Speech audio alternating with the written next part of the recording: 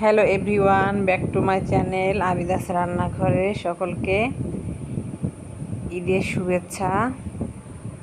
ঈদ মোবারক। আসসালামু আলাইকুম। কেমন আছো বন্ধুরা? আই হোপ সকলে ভালো আছো। আমিও আমার পরিবার নিয়ে খুবই ভালো আছি। বন্ধুরা, কেমন কাটলো তোমাদের ঈদের আনন্দ? অবশ্যই ভালো কেটেছে। আজকে আমি তোমাদের সঙ্গে নিয়ে এসেছি কোরবানি ঈদের গরুর মাংসর বিরিয়ানির রেসিপি।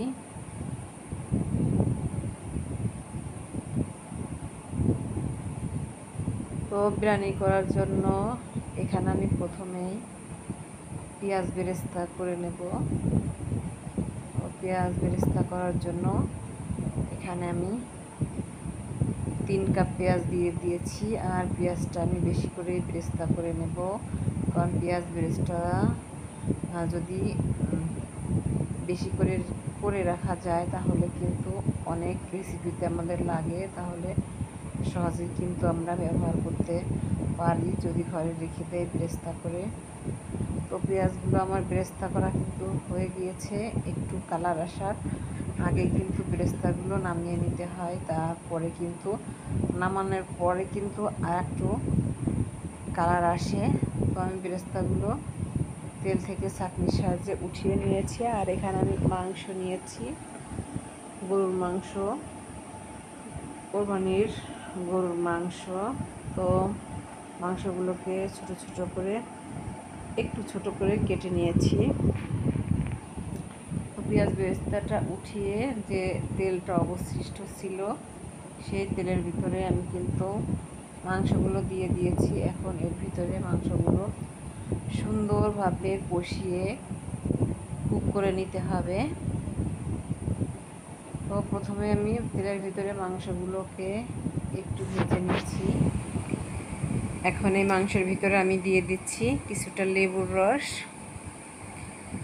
আর আজকের বিরিয়ানিতে আমি কিন্তু কোনো রকমই টক দই ব্যবহার করব না। তো এই তো দিয়ে দিচ্ছি 1 কাপ তরল গরুর দুধ। আর এখানে আমি একটু আদা, একটু জিরা, কয়েকটা গোলমরিচ এটাকে পেস্ট করে রেখেছিলাম, তো সেটা দিয়ে দিয়েছি।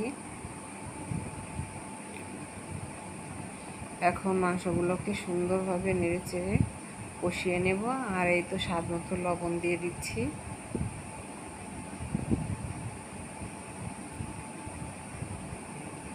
আর এদিকে আমি যে পেঁয়াজ বেরেস্তাগুলো করে নিয়েছিলাম সেটার ভিতরে কিন্তু একটু চিনি দিয়ে পেঁয়াজ বেরেস্তাগুলোকে গুঁড়ো করে রাখবো। আর আজকে আমি এই বিরিয়ানিটা রান্না করব রেডিমিক্স বিরিয়ানির মশলা, রাঁধুনি মশলা দিয়ে। আর এই বিরিয়ানি রান্না করতে গেলে রাঁধুনি মশলাটা ব্যবহার করলে কিন্তু বাসার সকলে পছন্দ করে। তো আমি যখনই বিরিয়ানি রান্না করি এই মশলাটা ব্যবহার করি। অন্য কোনো মশলা ব্যবহার করলে কিন্তু আমার বাসার কেউ এই বিরিয়ানি পছন্দ করে না। তো এই তো ঢাকনাটি খুলে নিয়েছি। ঝোলটা কিন্তু গাঢ় হয়ে গিয়েছে। আর এখন আমি রাঁধুনি প্যাকেটের মশলাটা, পুরো 1 প্যাকেট মশলা দিয়ে দিচ্ছি।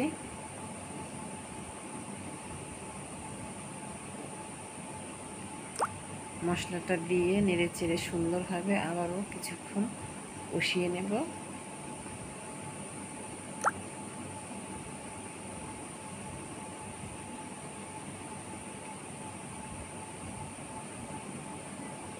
এখন ঢাকনা দিয়ে আমি গ্যাসের ফ্লেমটাকে মিডিয়ামে রেখে আরও কিছুক্ষণ কুক করে নেব। কিছুক্ষণ কুক করে নেওয়ার পরে আমি ঢাকনাটি খুলে নিয়েছি। আর আমার গোশগুলো কিন্তু সুন্দরভাবে সিদ্ধ হয়ে গিয়েছে। আর এদিকে আমি এখানে চিনি গুঁড়া চাল নিয়েছি। চালটাকে ধুয়ে ঝর্ণা দিয়ে রেখেছিলাম। এখন চালটা দিয়ে দিয়েছি। আর বিরিয়ানি রান্না করার আগ মুহূর্তে চালটাকেও কিন্তু কিছুক্ষণ ভিজিয়ে রাখলে ভালো হয়। ভিজিয়ে রেখে যদি পানি ঝরনা দিয়ে রাখা হয় তাহলে কিন্তু সেই পোলাওটা আর কোনো রকমই নরম হয় না, আর একটার গায়ের সঙ্গে আর একটা লেগেও যায় না। আর এই তো এখানে আমি দিয়ে দিচ্ছি ফ্লেভারের জন্য কয়েকটা কাঁচামরিচটা দিয়ে এখন চালটাকে আমি সুন্দরভাবে ভেজে নেব। ভাজতে ভাজতে যেটুকু ঝোল আছে আর কি মাংসের গায়ে, সমস্ত ঝোলটুকু কিন্তু শুকিয়ে যাবে চালটা ভাজাভাজি করতে করতে।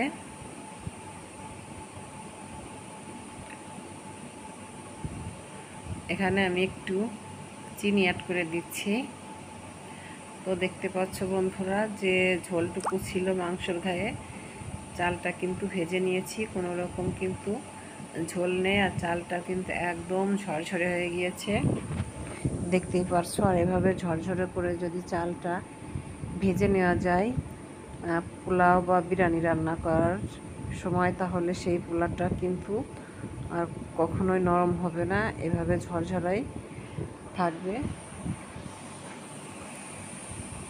তো চালটা কিন্তু সুন্দরভাবে আমার ভেজে নেওয়া হয়ে গিয়েছে।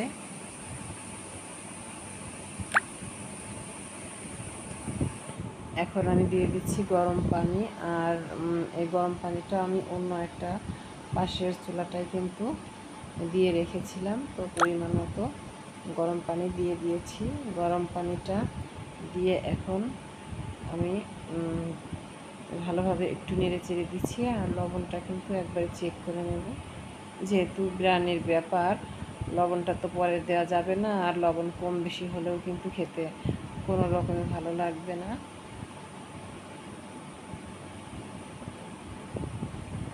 তো ঢাকনাটা দিয়ে আমি এখন কিছুক্ষণ কুক করে নেব।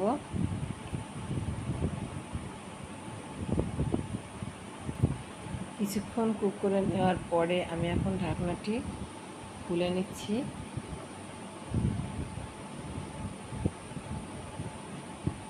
তো ঢাকনাটি খুলে এখন নেড়ে চেড়ে নিচ্ছি। আর গ্যাসটাকে এখন মিডিয়ামে রেখেছি, মানে লোতে রেখেছি, যাতে নিচ থেকে লেগে না যায়।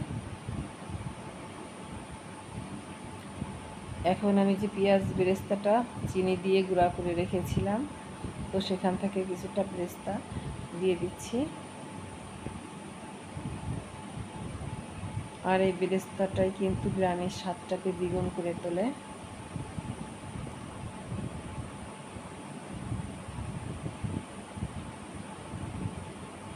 বেরেস্তাটা দিয়ে আমি সুন্দরভাবে বিরিয়ানিগুলোকে নেড়ে চেড়ে দিচ্ছি, যাতে সব জায়গায় পেঁয়াজের বেরেস্তাটা পৌঁছিয়ে যায় বিরিয়ানির ভিতরে। এখন ঢাকনা দিয়ে আমি কিছুক্ষণ দমে রেখে দেব। দমে রাখলে একদম পোলাও চাউলটা সুন্দরভাবে গাল ফুলিয়ে দিবে। এই পর্যায়ে আমি একটু কেওড়া জল আর একটু গোলাপ জল অ্যাড করে দিব। সামান্য পরিমাণে দিতে হবে, যেহেতু বিরিয়ানি। আর দিয়ে দিচ্ছি আমি কিছুটা ঘি।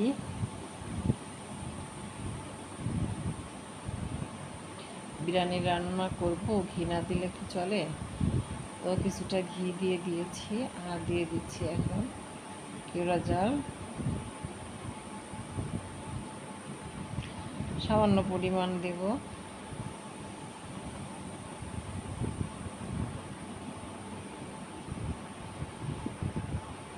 তো এখন আমি একটু নেড়ে চেড়ে দেখিয়ে দিচ্ছি বন্ধুরা। তোমরা দেখতেই পারছো আমার এই গরুর মাংসের ঈদ স্পেশাল বিরিয়ানিটা কত সুন্দর ঝরঝরা আর কতটা লোভনীয় হয়েছে, দেখতেই পারছো।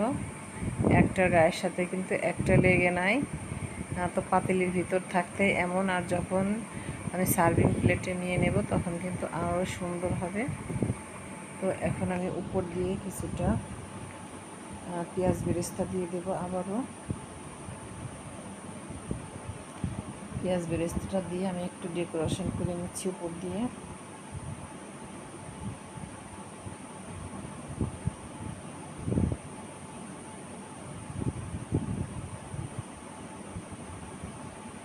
এখন আমি এটাকে সার্ভিং প্লেটে তুলে দেখিয়ে দিচ্ছি।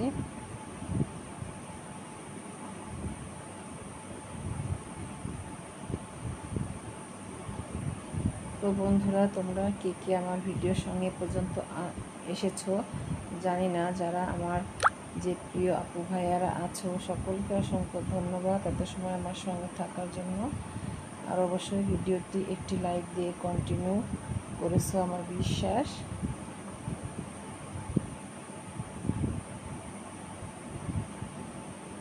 তো আজকে আমার বিরিয়ানির এই গরুর মাংসের ঈদ স্পেশাল বিরিয়ানি রেসিপিটি কেমন লাগলো তোমাদের কাছে অবশ্যই বন্ধুরা কমেন্ট করে জানিও।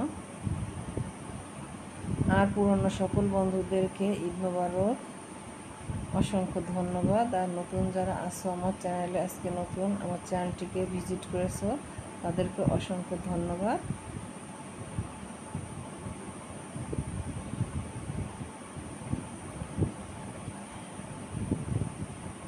তো একটু শসা কেটে আমি প্লেটটাকে ডেকোরেশন করে দিচ্ছি, আর একটু লেবু দিয়ে দিচ্ছি সাইডে।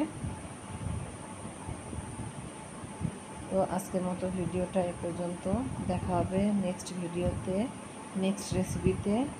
সে পর্যন্ত সবাই ভালো থেকো, সুস্থ থেকো। আল্লাহ হাফেজ।